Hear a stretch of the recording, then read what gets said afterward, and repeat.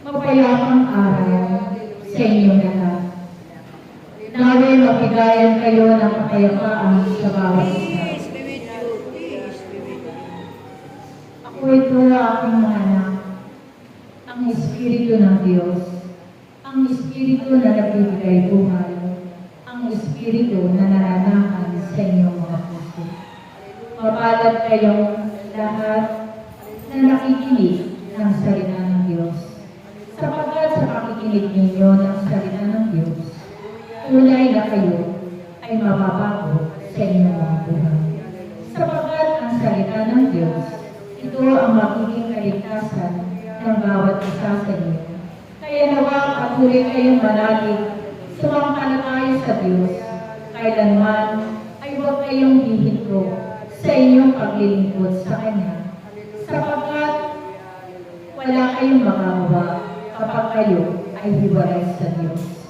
Ngunit ang Diyos ay may magagawa sa inyong mga buhay.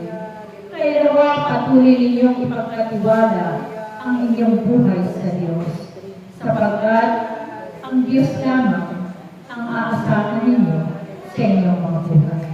Kaya mapalad kayong lahat na narito, sapagkat sa araw na ito ay binuksan ninyo ang inyong mga puso upang papasukin ang Diyos sa inyong mga buhay. Kaya nawa aking mga anak na narito, kung sino man sa inyo ang nangangailangan ng kagalingan sa kanyang karamdaman, tunay na tawagin niyo lamang ang pangalan ng Diyos, sapagkat siya ang dakilang manggagamot ninyong lahat.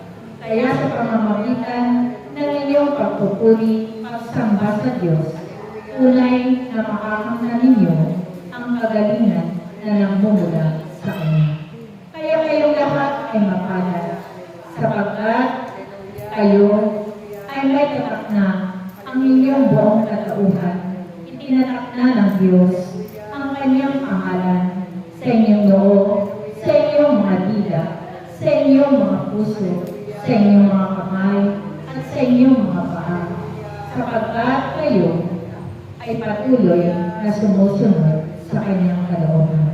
Kaya nawa aking mga anak na narito, pagsumikapan ninyong lagi na kayo ay pagharian ng Diyos upang anuman ang hingin ninyo, tunay na makakamta ninyo sa inyong mga buhay. Sapagkat ang nananalig at nananampalataya sa Diyos ay hindi mabibigo sa kanyang buhay. Kaya nawa aking mga anak na naririto, tunay na ang kapayapaan at kaligtasan ay nasa piling ng Diyos. Kaya huwag kayong hihinto sa inyong paglilingkod. Patuloy kayong sumunod, maglingkod hanggang wakas ng inyong mga buhay upang makamtan ninyo ang ipinangako ng Diyos na buhay na walang hanggan. Salamat sa inyong lahat. Praise Yahweh.